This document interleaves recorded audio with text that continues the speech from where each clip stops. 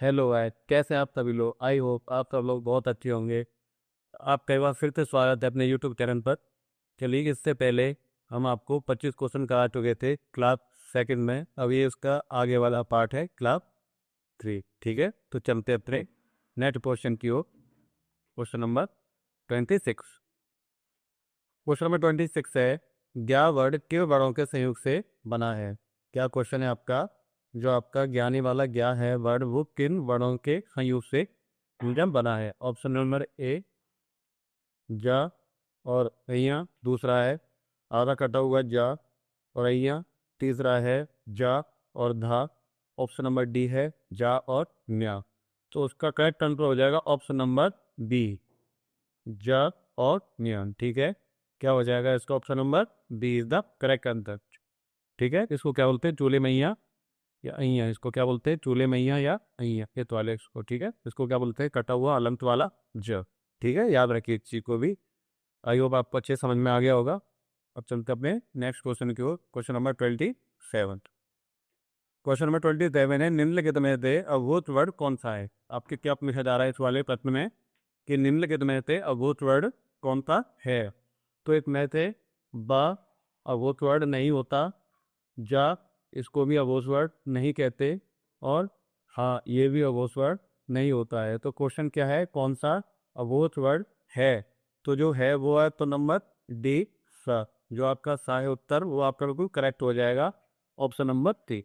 ठीक है, डी में ता। अब चलते हैं क्वेश्चन नंबर 28 की ओर। ठीक है, क्वेश्चन नंबर 28 है, घा का उच्चारण स्थान कौन सा है। आपसे क्वेश्चन नंबर 28 में पूछा गया है, घा का उच्चारण स्थान कौन सा है। तो घा का उच्चारण स्थान कहाँ से होता है, मूर्धा से। जी नहीं, मूर्धा से घा का उच्चारण स्थान नहीं होता है। तालव्य से या तालु से नहीं होता है। दंत से नहीं होता है। तो इसका उच्चारण स्थान कहाँ से होता है, कंठ से। Option number B is the correct answer. कंठ से किसका उच्चारण होता है, घा का उच्चारण स्थान है। ठीक है, आई होप आपको बहुत अच्छे समझ में आ गया होगा।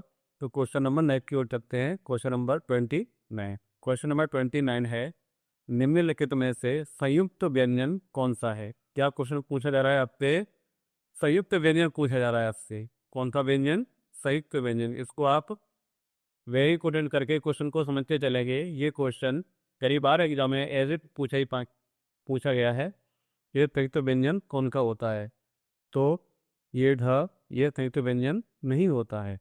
दलिया वाला डा, ये भी संयुक्त व्यंजन नहीं होता है। डमरू वाला डा, ये भी संयुक्त व्यंजन नहीं होता है। तो संयुक्त व्यंजन कौन सा होता है, ज्ञाते ज्ञानी वाला जो होता है वह क्या होता है, संयुक्त व्यंजन होता है। तो उसमें आपसे क्या पूछा गया था कि संयुक्त व्यंजन कौन सा है। तो कौन सा करेक्ट आंसर हो जाएगा, ऑप्शन नंबर बी, ज्ञा। Option number B. ठीक है, तो चलते हैं अपने क्वेश्चन नंबर नेक्स्ट की ओर। Question number 30। क्वेश्चन नंबर 30 में आपके पूछ रहा है कि निम्नलिखित में से कौन सा वर्ड उच्चारण की दृष्टि से दंत्य नहीं है।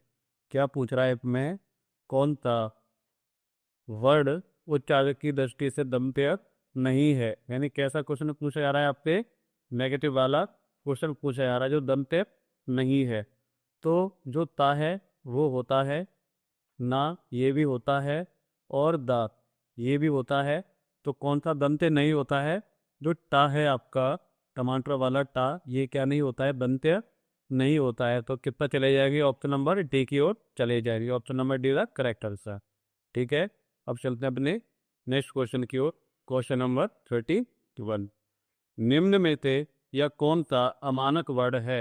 इनमें से आपका कौन सा अमानक वर्ड है। तो जी अमानक वर्ड इसमें से खरगोश वाला खा नहीं है, घड़ी वाला खा ये भी आपका अमानक वर्ड नहीं है, माँ ये भी आपका अमानक वर्ड नहीं है। तो करेक्ट आंसर क्या हो जाएगा, भा। ये आपका क्या है, अमानक वर्ड है। ठीक है, को याद रखिएगा। Question number next 32। छतरी वाला छ वर्ड किसके योग से बनता है। जो आपका ये छ के क्षत्रिय बनता है, ये किन दो अक्षरों को मिलाने से बनता है। क्वेश्चन आपका 32।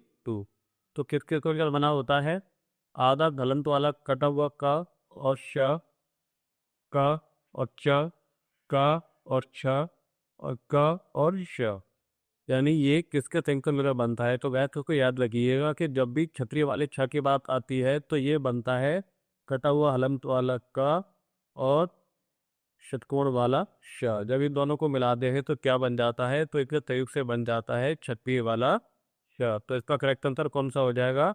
Option number is the correct answer question number 32 का। ठीक है, तो चलते अपने नेक्स्ट क्वेश्चन की ओर, क्वेश्चन नंबर 33।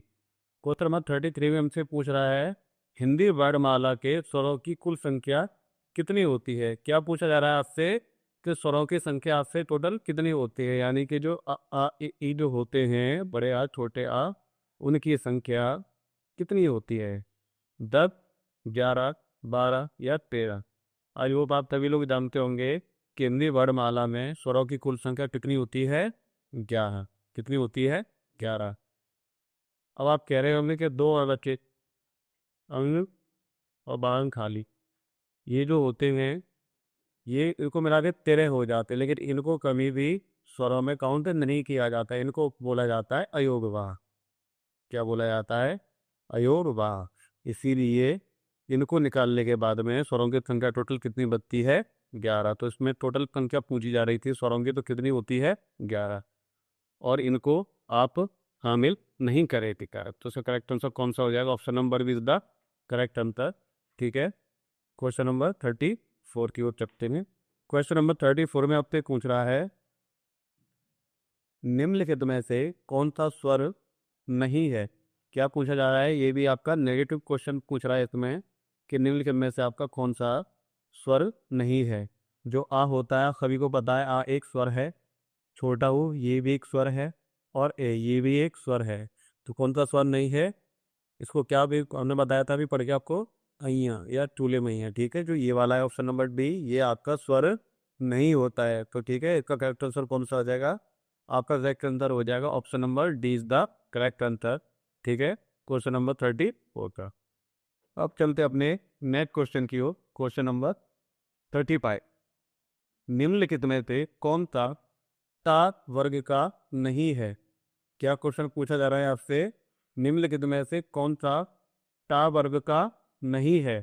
तो देखिए ठा आता है ता वर्ग में, ठा ये भी आता है, और डा ये भी आता है। तो इसमें से कौन सा वर्ग है जो टा वर्ग में नहीं आता है? तो जो टा वर्ग में नहीं आता है वो है घा से घड़ी। जो घड़ी वाला है वो टा वर्ग में नहीं आता है। तो उसका उत्तर क्या हो जाएगा? Option number D is the correct answer.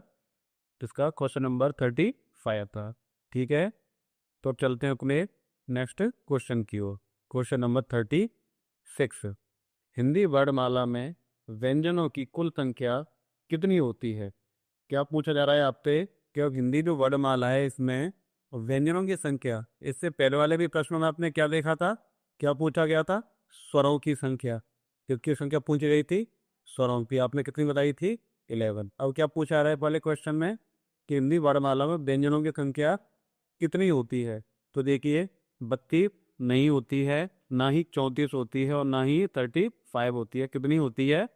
33। तो ये वाला क्वेश्चन भी आप बहुत अच्छे से याद रखेंगे कि स्वर कितने होते हैं? 11, और व्यंजन कितने होते हैं? 33। ठीक है, याद रहेगा ये वाला प्रश्न आपको। स्वरों की संख्या कितनी? 11, और व्यंजनों की संख्या कितनी? 33। Option number B is the correct answer. चलते हैं अपने नेक्स्ट क्वेश्चन की ओर, क्वेश्चन नंबर 37। क्वेश्चन नंबर 37 से आगे जो ये आपको दिया है, ये क्विक रिवीजन के लिए, आपको तैयारी के लिए इसको बहुत अच्छे से याद कर लेना। पेपर और दृष्टि से ये बहुत ज़्यादा इम्पोर्टेंट है। इसका आप जो है स्क्रीनशॉट ले सकते हैं इस पूरी का। इसको बहुत अच्छे से याद करेंगे।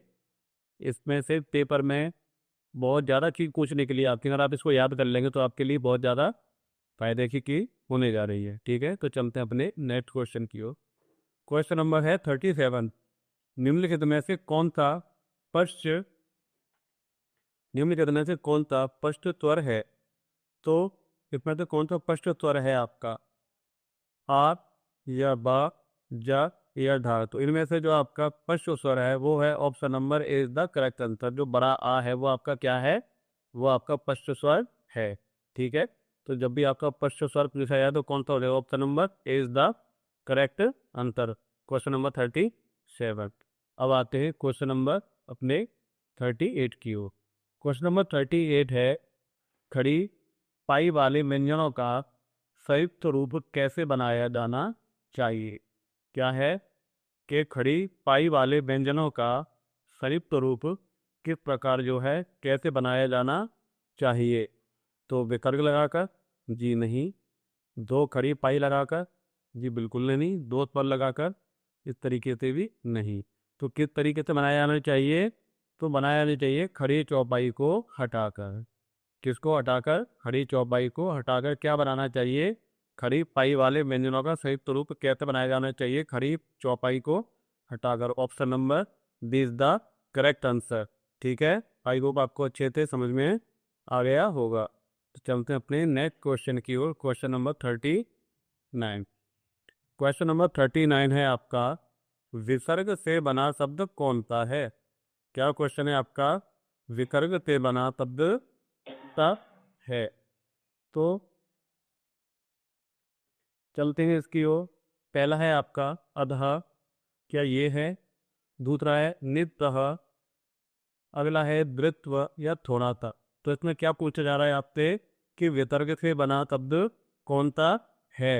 तो इसका करेक्ट आंसर कौन सा हो जाएगा, नी और इप्रह इसका करेक्ट आंसर। यानी इसका उत्तर कौन सा हो जाएगा, उसका हो जाएगा option number B is the correct answer. ठीक है, विसर्ग से बना था तो कौन सा है, नी स्प्रह। ठीक है, question number next, question number 40। इनमें से कौन सा वर्ण स्वर है। क्या क्वेश्चन कर रहा है आपसे, इनमें से कौन सा वर्ण है वो स्वर है। तो जो ला है वो स्वर नहीं है, का ये भी स्वर नहीं है, और लरा ये भी स्वर नहीं है। तो जो ए होता है वो क्या होता है आपका, स्वर होता है गाइस। क्या होता है, स्वर। तो इसमें क्या पूछा गया था, स्वर है। तो ए इज द करेक्ट आंसर। ठीक है, आई होप आपको बहुत अच्छे से चीज समझ में आ गई है। अगर जिसको कोई दिक्कत है तो वो वापस इस वीडियो को पॉज करके एक बार फिर से देख सकते हैं। ठीक है, चलते अपने नेक्स्ट क्वेश्चन की ओर। Question number 41। निम्नलिखित में से अंतस्थ व्यंजन कौन सा है। क्या क्वेश्चन है, निम्नलिखित में से अंतस्थ व्यंजन कौन सा है। जब मैंने आपको इससे पहले 25 क्वेश्चन कराए थे उसमें ये क्वेश्चन सेम पूछा गया था। ये क्वेश्चन फिर से आ गया। ये क्वेश्चन आपके पेपर दृष्टि से बहुत ज़्यादा इंपॉर्टेंट होने जा रहा है। आप इस क्वेश्चन को बहुत अच्छे से याद कर लीजिए और समझ लीजिए। क्या क्वेश्चन पूछा जा रहा है आपसे, निम्नलिखित में से कौन सा अंतस्थ व्यंजन, क्या पूछा जा रहा है, अंतस्थ व्यंजन। तो बेटा यह बात भेजिए आप, अंतस्थ व्यंजन जो होते हैं वो कौन से होते हैं, या, रा, ला और वा। ठीक है, या, रा, ला और वा, ये चारों क्या होते हैं आपके अंतस्थ व्यंजन। तो आप इसमें देख लीजिए, इसमें से कुछ है आपका, डा ये तो नहीं है, को काट दीजिए। श ये भी नहीं है, ट ये भी नहीं है। तो कौन सा बेहतर है दे रहा है आपको, या। ठीक है, आई होप आपको बहुत अच्छे समझ में आ गया होगा। जब भी आपको अंतर व्यंजन देंगे तो ये चार होनी चाहिए, या, रा, ला, बा। इनमें से कोई उसमें आपके उत्तर में है कोई, आपका क्या हो जाएगा, करेक्ट उत्तर हो जाएगा। तो इसका उत्तर नंबर कौन सा हो जाएगा, option number B is the correct answer. ठीक है, चलते अपने नेक्स्ट क्वेश्चन की ओर। Question number 42। ठीक है, इनमें से ओ का उच्चारण स्थान कौन सा है। स्थान या स्थल एक ही बात है यहाँ पर। यह पहले हान भी बोल सकते हैं इसको, कि निम्न में जो है, निम्न में से ओ का जो ओ होता है उसका उच्चारण स्थान कौन सा है। यानी जब को बोला जाता है तो वह कहाँ से निकलता है। ठीक है, तो दंत से, क्या दांतों से निकलता है वो, जी नहीं, दांत से ओ का उच्चारण स्थान नहीं होता है। तो मूर्धा से, मूर्धा से भी जी नहीं होता है। दंत से, ये दो बार रिपीट हो गया है दंत, तो यहाँ भी इसका नहीं होता है। उसका करेक्ट उत्तर है वो हो जाएगा कंठ और ओष्ठ। जो कंठ ओष्ठ हैं उनसे किसका निर्माण होता है, ओ का उच्चारण खंड होता है, वे क्या होता है, कंठ और कोष्ठ। तो उसका करेक्ट उत्तर क्या हो जाएगा guys, option number D is the correct answer, कंठ और ओष्ठ। ठीक है, इसको आप सही उत्तर कर लीजिए, option number D is the correct answer. चलते अपने नेक्स्ट क्वेश्चन की ओर। Question number 43। 43 क्वेश्चन में कह रहा है, च और छ वर्ग का या वर्ड का उच्चारण स्थान कौन सा है। जो आपका च है और छ है इनका वर्ड का उच्चारण स्थान कौन सा, यानी ये दोनों ही चा और छा का उच्चारण स्थान कौन सा है, कहाँ से बोले जाते हैं ये? मूर्धा से नहीं बोले जाते, ओष्ठ से भी नहीं बोले जाते और कंठ से भी नहीं बोले जाते। तो कहाँ से बोले जाते हैं ये? तालु से। कहाँ से बोले जाते हैं ये? तालु से। कौन से? चा और छ। ठीक है, चा और छ कहाँ से बोले जाते हैं ये? तालु से बोले जाते हैं। तो इसका करेक्ट आंसर कौन सा हो जाएगा? Option number is the correct answer. Question number 43 का उत्तर ए। ठीक है, चलते अपने नेक्स्ट क्वेश्चन की ओर। Question number 44। क्वेश्चन नंबर 44 है, का, गमले वाला गा, ज और फा ध्वनियाँ किसकी हैं? क्या क्वेश्चन है आपका? का, ग, ज और फा ध्वनियाँ किसकी हैं? क्या ये संस्कृत की हैं? जी नहीं, ये ध्वनियाँ संस्कृत की नहीं है। इंग्लिश की? इंग्लिश की भी नहीं होती हैं ये ध्वनियाँ। दक्षिणी भाषाओं की? जी नहीं, ये तब कहाँ की भाषाएं हैं? ये तब अरबी और फारसी भाषाएं हैं। कौन सी हैं? अरबी और फारसी की। तो क्वेश्चन में आपसे क्या पूछा जा रहा है? ग, क, ग, ज और फा ये ध्वनियाँ किसकी हैं? तो आपको क्या बताना है? Option number 20 the correct answer. अरबी फारसी जो है इनकी ध्वनियाँ हैं ये। ठीक है, तो आप याद रखिएगा, क्वेश्चन एग्जाम में पूछा जा चुका है। Question number next 45। Question number 45 में आ गया है, तालव्य व्यंजन किसको कहते हैं? किसको कहते हैं? तालव्य व्यंजन। ठीक है, बहुत ज़्यादा इंपॉर्टेंट क्वेश्चन है। अभी जो पीछे निकल कर गया था क्वेश्चन, आपको याद होगा कौन सा क्वेश्चन था? ऊष्म व्यंजन और अंतत्व व्यंजन वाला। ठीक है, अभी यहाँ पे जस्ट पीछे पूछा गया था क्वेश्चन नंबर 41 में अंतत्व व्यंजन कौन से होते हैं, तो वो 11 लाभा आपको याद कर लेने हैं। अब ऐसे ही उससे ही जैसा इंपॉर्टेंट क्वेश्चन है, तालव्य व्यंजन क्या है या किसको कहते हैं तालव्य व्यंजन, तो आपको याद रख लेना है तालव्य व्यंजन जो ये श्रृंखला होती है च, छ, जा और झा। ठीक है, कौन सी? च, छ, ज और झरने वाला झ, ये चारों की श्रृंखला क्या कहलाती है? आपकी तालव्य व्यंजन। क्या कहलाती है गाय? तालव्य व्यंजन। तो आपसे क्या पूछा जा रहा था? तालव्य व्यंजन है तो द, ट, ठ ये तो नहीं है, त, थ, ख ये भी नहीं है, म, प, ज और भा ये भी नहीं है। तो करेक्ट का जो सही उत्तर हो जाएगा वो कौन सा हो जाएगा? उत्तर नंबर 20 द करेक्ट आंसर है। ठीक है, तालव्य व्यंजन आपको याद रखेंगे। ठीक है गाय, तो चलते अपने नेक्स्ट क्वेश्चन की ओर। Question number 46। कौन वर्ड गोत नहीं है? देखिए क्या पूछा जा रहा है, कौन सा वर्ड है वो आपका जो गोत नहीं है? तो देखिए रा होता है, जो आपका ला है वो भी होता है और आपका डा भी होता है। तो कौन सा नहीं होता है? कौन सा दिखाई दे रहा है आपको? उत्तर नंबर सी, जो ता है वो आपका क्या होता है? वह गोद नहीं है। तो इसमें यही क्वेश्चन था आपका कि कौन सा वर्ड गोद नहीं है, तो उत्तर नंबर सी है वो आपका क्या हो जाएगा? करेक्ट आंसर हो जाएगा। उत्तर number C is the correct answer. ठीक है, चलकर अपने नेक्स्ट क्वेश्चन की ओर। Question number 47। किस शब्द में रीति स्वर नहीं है? ऐसा कौन सा शब्द है जिसमें रीति शब्द नहीं आता है या नहीं है? कृपा इसमें है, कृष्ण इसमें भी है, दृष्टि इसमें भी है। लेकिन पूछा क्या जा रहा है? किसमें ऋषि स्वर नहीं है? क्वेश्चन क्या है आपका? नेगेटिव है, तो इसका उत्तर कौन सा चला जाएगा? आज। आज में कहीं भी ऋषि शब्द का स्वर नहीं है, तो इसका करेक्ट उत्तर कौन सा हो जाएगा आपका? Option number D the correct answer. Question number 47 का। ठीक है, तो चलते हैं, चलिए चलते अपने नेक्स्ट पेज की ओर। चलिए, आपके लिए बहुत अच्छी चीज़ है, हिस्ट्री क्लास आपकी लगने वाली है जिसमें आपको सीरियल, सीपीओ, सीएचएसएल, एमटीएस, ठीक है, इनकी आपकी हिस्ट्री क्लास चलेगी। बी पीवाईक्यू आपको पर डे कराए जाया करेंगे और इनकी क्लास आपकी याद रखिए रोज़ रात को 8 बजे, इस टाइम पर आप याद रखिए, रोज़ रात को 8 बजे चला करेगी 10 अप्रैल से। इसको भी आप तारीख को याद रखेंगे आप सभी बच्चे। 10 अप्रैल से आपकी जो क्लास है वो स्टार्ट होने जा रही हैं। ठीक है, 8 बजे रात को। किसके द्वारा? हमारे सर नीलो एम के तर वो आपको हिस्ट्री पढ़ाने जा रहे हैं, इसके द्वारा भाई एम के सर के द्वारा। ठीक है, ये आपकी क्लास हुआ करेगी। ज़्यादा से ज़्यादा भारी संख्या में आप इनको जुड़िए, जिससे आपका TGL TPO क्लियर हो सके।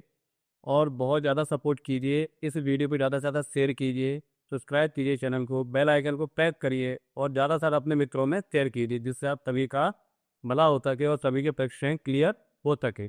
ठीक है गाइड, तो चलते हैं, मिलते हैं अपने नेक्स्ट वीडियो के साथ। थैंक